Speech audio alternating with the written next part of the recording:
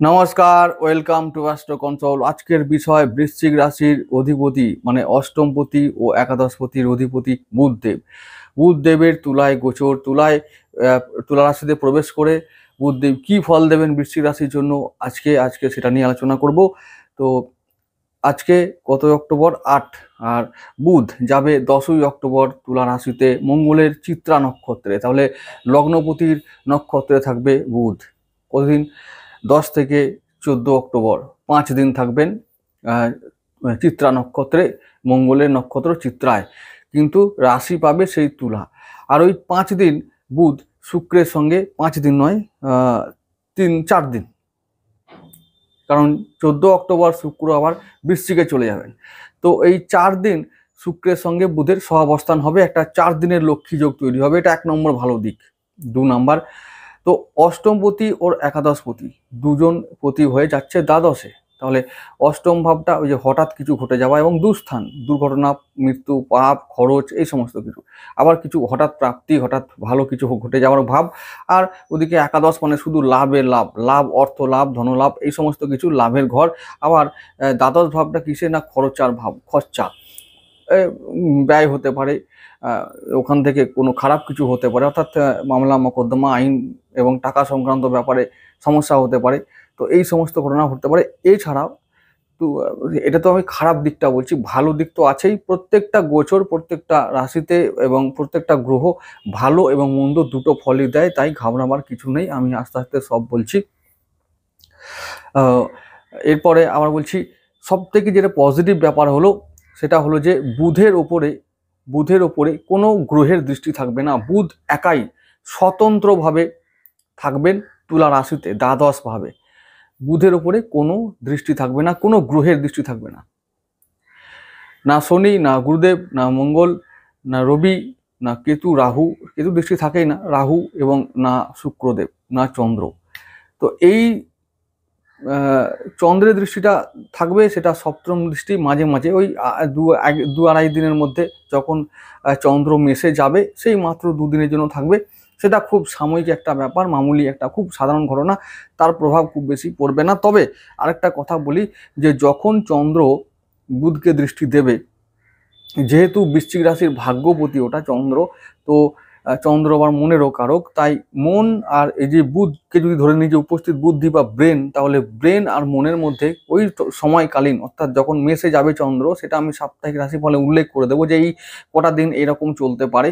তো এই সমস্ত মানে ব্রেন আর মনের মধ্যে সংঘাত তৈরি হতে পারে। সেই সংঘাতে যদি দেখা যায় যে আমাদের মন কন্ট্রোলে থাকে, আমাদের বুদ্ধি নিজস্ব ছন্দে চলে, এবং আমাদের বুদ্ধি ও মনের উপর একটা সংযম আছে, কন্ট্রোল আছে, তাহলে সেই সমস্ত মানুষেরা এই বুধের এই গোচরটাকে পজিটিভভাবে নিতে পারবে। কারণ বুধ আবার, ঠিক বললাম, ওই যে 15 অক্টোবর বুধ স্বাতী নক্ষত্রের প্রথম চরণে প্রবেশ করবে। তাহলে 5 দিন মঙ্গলের নক্ষত্রে থাকার সময়কালীন 4 দিন বুধের সঙ্গে শুক্র লক্ষ্মী যোগ হলো, ওটা একটা ভালো যোগ। আবার এদিকে 4 দিনের মধ্যে 5টা দিনের মধ্যে আবার মঙ্গলের নক্ষত্রে থাকবে, ওটাও একটা ভালো যোগ। এক তো শুক্রের সঙ্গে সহাবস্থান, ভালো যোগ হলো, লক্ষ্মী যোগ হলো। আর 2 নম্বর, মঙ্গলের নক্ষত্রে থাকার দরুন এটাও একটা পজিটিভ দিক।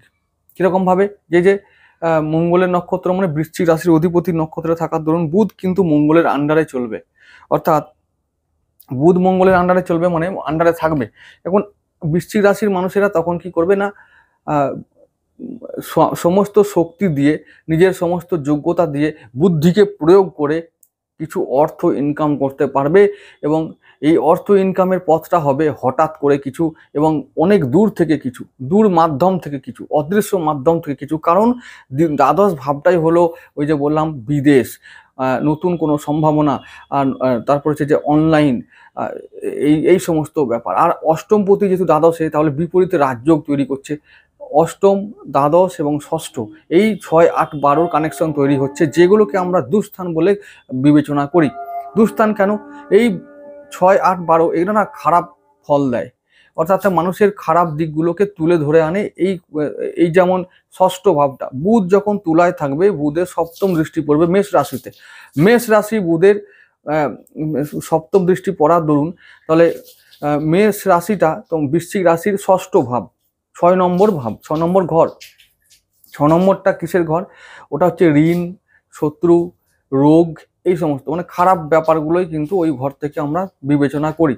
আবার যেহেতু বুধ অষ্টমপতি, তাহলে অষ্টম ভাবটা বললাম না, পাপ, অ্যাক্সিডেন্ট, মারামারি, মামলা মকদ্দমা। দ্বাদশ ভাবটাও তাই, এই হসপিটাল খরচ, বেহিসাবি খরচ, মামলা মকদ্দমা, আইন আদালত, এই সমস্ত হচ্ছে। তাহলে 6, 8, 12 এই সমস্ত মানে ঘটনাগুলো আমাদের সামনে কম বেশি আসতে পারে, খারাপ দিকগুলো আমাদের সামনে আসতে পারে। তবে আরেকটা কথা বলবো, এগুলোকে আমরা ট্যাকেল করব নিজের বুদ্ধি দিয়ে। প্রথমত 4টে দিন 10 থেকে 15 তারিখ মঙ্গলের নক্ষত্র থাকার দরুন আমরা যতই খারাপ অবস্থা আসুক না কেন কন্ট্রোলে রাখতে পারবো, কারণ মঙ্গলের আন্ডারে থাকবে। মঙ্গল এখন বুধের নক্ষত্রে না, বুধের ঘরে আছে, বুধের রাশি মিথুন রাশিতে আছে। মঙ্গলই নিজেই এখন অষ্টম ভাবে আছে, সে আরো শক্তিশালী হয়ে আছে। তো পুনর্বসু নক্ষত্রে আছে এখন বুধ। তাহলে মঙ্গলের আন্ডারে যদি চলে, তাহলে কি করব আমরা? পঞ্চম ভাবে, লগ্ন ভাবে, ষষ্ঠ ভাবে এবং তো এই পঞ্চম, ষষ্ঠ, লগ্ন, এই অষ্টম, এই কটা ভাবে আমরা ভালো ফল পাবো, কারণ মঙ্গল এখন অষ্টমে আছে। তাহলে অষ্টম ভাবে যদি ভালো ফল পাই, হঠাৎ করে কিছু ভালো ঘটনা ঘটতে পারে, সেটা টাকা পয়সা সংক্রান্তই হবে। আর এইদিকে লগ্নভাবে মানে শরীর, মন, স্বাস্থ্য ভালো থাকবে। উচ্চশিক্ষা পঞ্চম ভাবে ভালো ফল পাবো আমরা, কারণ ওই যে বুধের একটি নক্ষত্র আছে রেবতী, সেটা ওই পঞ্চম ভাবে। তাহলে বুধেরও নক্ষত্র অ্যাক্টিভেট হবে, ভালো ফল দেবে। তো রেবতী নক্ষত্র পঞ্চম ভাবে থাকার দরুন আমরা পঞ্চম ভাব থেকে উচ্চশিক্ষায় বাধা দূর করতে পারবো, সন্তানের ভবিষ্যৎকে নির্মাণ করতে পারবো আমরা। যারা প্রেমে আগ্রহী তারা একটু প্রেম করতে পারবে, এবং সেটা দূর, যারা ডিস্ট্যান্স সম্পর্ক, যারা রিলেশনশিপ বলে, তো সেটা কার্যকরী হবে। যারা দূর থেকে প্রেম করো, বিভিন্ন অনলাইন থেকে, বিভিন্ন মাধ্যম থেকে, ইন্টারনেটের মাধ্যমে যারা প্রেম করো, তাদের ভালো দিন যাবে, ভালো সম্পর্কটা তৈরি হবে। তো এইরকম প্রেম প্রেম ভালো ফুটে উঠবে এই সময়কালীন। বুধের নক্ষত্র থাকা যতদিন তুলায় থাকবে, বুধ থাকবে একটা মঙ্গলের নক্ষত্রে, 2 নম্বর রাহুর নক্ষত্র। এই বুধ রাহু এই কম্বিনেশনটাই কিন্তু হঠাৎ করে এই সমস্ত মাধ্যম থেকে গড়ে ওঠা সম্পর্ককে মিন করে। তাহলে আমরা বলতেই পারি যে প্রেম ভালো হবে, সন্তান চলে যাবে বিদেশে, সন্তান বিদেশ থেকে আবার যারা বিদেশে আছে তাদের সঙ্গে ভালো কানেকশন তৈরি হবে, সম্পর্ক তৈরি হবে মা বাবার সঙ্গে। সন্তানের উন্নতিতে, সাফল্যে মা বাবার খুশি হবে। দিন মানে যেটা বলে যে এই সময়কাল কেমন যাবে, মা বাবার ভালো দিন যাবে সন্তানের কারণে। সন্তানের উন্নতি হবে, উত্তরোত্তর তার বৃদ্ধি হবে, আর্থিক সাফল্য এবং ভাগ্য বৃদ্ধি। তারপর ষষ্ঠভাবে বলবো যে সেই সন্তানের দ্বারা এবং কিছুটা নিজের দ্বারা আমরা ঋণ শোধ করতে পারবো, আবার কিছুটা দূর থেকে ইনকাম করতে পারবো। ইনকাম দূর মাধ্যম থেকে ইনকাম। রাহু ও বুধ, বুধ বুদ্ধি দেবে, রাহু উৎপটাং পথ দেবে। ওই সেই আইডিয়া, এমন এমন আইডিয়া দেবে যেগুলোকে, বুধ রাহু কম্বিনেশনটা এরকম, হঠাৎ হঠাৎ করে এমন এমন বুদ্ধি দিয়ে দেবে যেখান থেকে আমরা কি করব? সক্ষম হব কিছু অর্থ উপার্জন করতে, দূর মাধ্যম থেকে উপার্জন। তাহলে আবার বলছি যে এই যে মঙ্গল, বুধ ও রাহুর যে কম্বিনেশন তুলা রাশিতে তৈরি হচ্ছে, তার একটা ভালো দিক হলো যে আমরা lottery, share market, currency market, commodity, online game, এই সমস্ত অনলাইন মাধ্যম, এই সমস্ত জায়গা থেকে আমরা ভালো অর্থ ইনকাম করতে পারি। ঝুঁকি নিলে আমরা সাকসেসফুল হব, এটা নিশ্চিত। আর একটা কথা, এই যে অষ্টম প্রতি দ্বাদশে এটা বিপরীতে রাজযোগ তৈরি করছে। তাহলে এই রাজযোগের কারণে আমরা কিন্তু বেশিরভাগ মানে 80% আমরা পজিটিভ এবং ভালো ফল পাবো, এটা নিশ্চিত। তো এই নিয়ে কোনো চিন্তার কোনো কারণ নেই। বুধ তুলায় থাকবেন 29শে অক্টোবর পর্যন্ত, তাহলে 10 থেকে 29, তো তাহলে প্রায় 20 দিনের মতো একটা তুলায় থাকার সম্ভাবনা তৈরি হচ্ছে। তো তুলায় থাকার কারণে ওই যে 19 দিন বা 20 দিন, এই 19-20 দিনের একটা সঞ্চার হচ্ছে বুধের তুলা রাশিতে। তার ফলে এই যে বিপরীত রাজযোগ, মানে এই যে হঠাৎ করে কিছু পাওয়া, বুদ্ধি দিয়ে অর্থ উপার্জন করা, দূর থেকে বা বিদেশ থেকে অর্থ আসা, এই সমস্ত ব্যাপারগুলো কিন্তু বেশি বেশি হতে থাকবে। এবং আবার বলছি, যারা রাহুর কাজ করো, রাহুর পথে ইনকাম করার একটু হলেও চেষ্টা করো, নিজেদেরকে বাঁচাবার জন্য, নিজের পরিবারকে বাঁচাবার জন্য, নিজের জীবনকে বাঁচাবার জন্য। এই লটারি, শেয়ার মার্কেট, এই সমস্ত জায়গা থেকে তোমরা কিন্তু এই সময় অবশ্যই কিছু উপার্জন করতে সক্ষম হবে। যেহেতু অষ্টমপতি এবং অষ্টমপতি বুধ এবং লাভপতি একাদশপতি বুধ ওদিকে ষষ্ঠভাবে নজর দিয়েছে, মেষ রাশিতে দৃষ্টি রেখেছে, সপ্তম দৃষ্টি। বুধ যদি তুলায় থাকে, তার সপ্তম ভাবটা কোথায়? মেষ রাশি। ওই সপ্তম ভাবে দৃষ্টি রাখার দরুন আমরা এমন কিছু অর্থ উপার্জন করব যাতে আমাদের কি হবে? ঋণ শোধ হবে। এটা নিশ্চিতভাবে মনে রাখো, ঋণ শোধ হবেই। এই হচ্ছে সময়, সঠিক সময় বুধের দ্বারা আমরা কিছু ঋণ শোধ করতে পারবো, কিছু অর্থ উপার্জন করতে পারবো। কারণ বুধ লাভের প্রতি লাভও দেবে, এটা মনে রাখতে হবে।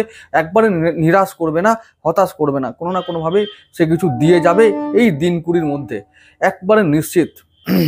আরেকটা কথা বলে রাখি, কাল আমি এই ব্যাপারেও ভিডিও দেব, যেটা হচ্ছে যে শুক্র যাবে বৃশ্চিকে, দ্বাদশপতি আবার লগ্নে থাকবে। এই এই এই ব্যাপারটাও ভালো হবে। তো এটা ব্যাপারে বিস্তারিত বলবো সেই ভিডিওতে। তো আজকে শুধু বুধকে নিয়ে আলোচনা করব। বুধের যে নক্ষত্র জ্যেষ্ঠা একটা লগ্নে আছে বৃশ্চিক রাশিতে, সেই জ্যেষ্ঠা নক্ষত্র, রেবতী নক্ষত্র ও আদ্রা নক্ষত্র, এই তিনটে নক্ষত্র কিন্তু, সরি আদ্রা নয়, ওটা হচ্ছে যে অশ্লেষা নক্ষত্র, তাহলে ভাগ্যবতীর নক্ষত্রে আমাদের বুধের একটা নক্ষত্র আছে। ভাগ্যবতী রাশিতে অর্থাৎ কর্কট রাশিতে একটা বুধের নক্ষত্র আছে, যার নাম হচ্ছে অশ্লেষা।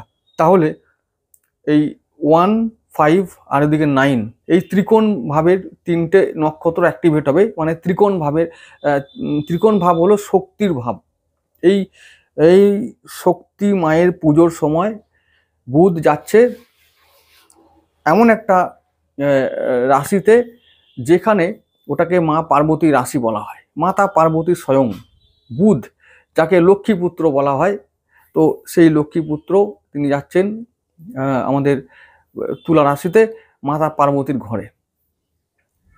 তো বুধকে অনেকে গণেশের সঙ্গে তুলনা করে, তো বুধ স্বয়ং গণেশ হয়ে যাচ্ছেন আমাদের মাতা পার্বতীর ঘরে। এটা একটা ভালো যোগ। তারপরে আবার বিপরীতে রাজযোগ তৈরি করবে, ওদিকে ত্রিকোণ সম্পর্ক তৈরি হবে। বুধের জ্যেষ্ঠা, রেবতী আর অশ্লেষার মধ্যে ত্রিকোণ যে ট্রায়াঙ্গেলটা তৈরি হচ্ছে নক্ষত্রের মধ্যে, অ্যাক্টিভেট হবার যে ঘটনাটা ঘটবে, সেটাও কি শক্তিকে ইন্ডিকেট করে, সুপ্রিম পাওয়ারকে ইন্ডিকেট করে। তো এই লগ্ন ভাব যখন পজিটিভ হবে, অ্যাক্টিভ হবে, তখন কি হবে না, আমাদের শরীর মন একটা অন্য মাত্রায় চলে যাবে, মানে নতুন গতি পাবে, জীবন একটা নতুন গতি পাবে। লগ্ন ভাব মানে আমি নিজের স্বয়ং, আমি নিজের দিক থেকে একটা গতি পাবো। পঞ্চম ভাব, তো বললাম পঞ্চম ভাবটা কিন্তু আবার দ্বাদশ ভাব কালপুরুষের, তাই ওখান থেকেও মানে দ্বাদশ ভাব থেকে দূর থেকে আমরা কোনো সুযোগ সুবিধার সম্ভাবনার পথ দেখতে পাবো, আশার আলো দেখতে পাবো, উপার্জন করা, জীবন ও ভাগ্য গড়ে নেবা।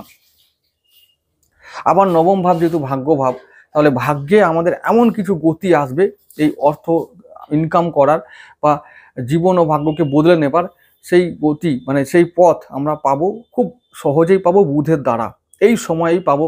যদি এই সময়ে কোনো মানুষের যদি সঠিকভাবে এই ফলগুলো না হয়, জানতে হবে যে তাদের জন্মছকে বুধের কোনো না কোনো ডিস্টারবেন্স আছে, সমস্যা আছে। সেই সমস্যাগুলো সমাধান করিয়ে নেওয়াটা একান্তই দরকার। কারণ বুধ যদি ডিস্টার্ব থাকে বা কোনোভাবে যদি অ্যাফেক্টেড থাকে, তাহলে কিন্তু অর্থকরীর ফ্লোটা, টাকা ইনকামের ফ্লোটা ভালো থাকে না। বুধ টাকার কারক, বারবার বলছি, বুধ অর্থের কারক, বুধ সময়ের কারক, বুধ বুদ্ধির কারক। তো এই বুদ্ধি দিয়ে অর্থ উপার্জন করব, সঠিক সময়ে করব, সময়কে ব্যবহার করে করব, এই ব্যাপারটা বুধ ছাড়া হতে পারে না। তো এই বুধকে অবশ্যই ঠিক রাখতে হবে প্রত্যেকটা জন্মছকে, প্রত্যেকটা মানুষের দায়িত্ব। বুধের রত্ন হচ্ছে পান্না, এবং পান্না পড়লেই হলো না, তো সেইটা কি রত্ন লাগবে, তো সেটা বিচার করতে হবে একমাত্র জন্মছক দেখে। তো এটা বলবো যে এই যে গোচর ফলের পজিটিভ ব্যাপারগুলো বলছি, সেগুলো তো হবেই, এবং যদি না হয় তখন এই ক্ষেত্রে বললাম তাদের কি করণীয়। এরপরে আবার আসছি বিস্তারিতভাবে যে বুধের ওপর বলেছি কোনো গ্রহের দৃষ্টি নেই, বুধ চলবে স্বয়ং স্বতন্ত্রভাবে স্বাধীনভাবে চলবে।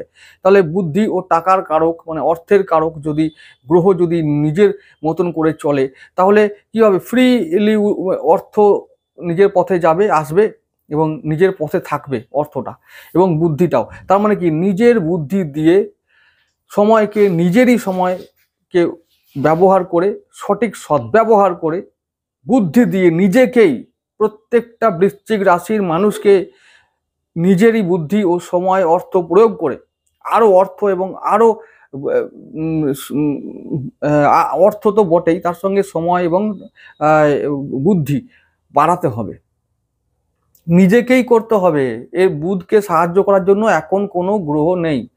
নিজের বুদ্ধি নিজে প্রয়োগ করো, নিজের ভাগ্য নিজে গড়ো, এই হলো এখন বুধের বার্তা, বুধের সময়, বুধের উপরে কোনো রকম।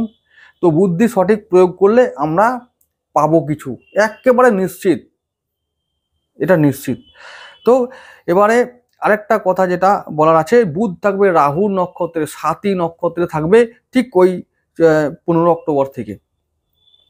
15 অক্টোবর বুধ, মঙ্গলবার দিন 15 অক্টোবর মঙ্গলবার বুধ যাবে 7ই নক্ষত্রে, রাহুর নক্ষত্রে। বুধ রাহু এই যে কম্বিনেশন, এইটাই কিন্তু বারবার ইন্ডিকেট করে ফাটকা ইনকাম, উটকো ইনকাম, হঠাৎ করে ইনকাম, দূর মাধ্যম থেকে ইনকাম, রিস্ক নিয়ে ইনকাম। বুধ রাহু মাইন্ড এমন রোবোটিক্স মাইন্ড তৈরি করে, একেবারে মনে হবে যেন এর মতো বুদ্ধিধর আর কেউ নেই পৃথিবীতে। বুদ্ধি প্রয়োগ করার সঠিক সময় এসেছে, যাতে এই বুদ্ধিটাকে কাজে লাগিয়ে আমরা আমাদের জীবনের পঞ্চম ভাব, আবার বলছি পঞ্চম ভাবটা হলো পরিকল্পনা করা। কি পরিকল্পনা, কিভাবে আমরা চলবো ভবিষ্যতে, কিভাবে আমার জীবন ও ভাগ্যকে আমি গড়ে তুলবো, এই পরিকল্পনা এখন করতে হবে বুধের মাধ্যমে, বুদ্ধি দিয়ে, এবং তাতে রাহুকে ব্যবহার করতে হবে। এমন এমন আইডিয়া এই সময় আসবে তো যেটা আগে আসেনি।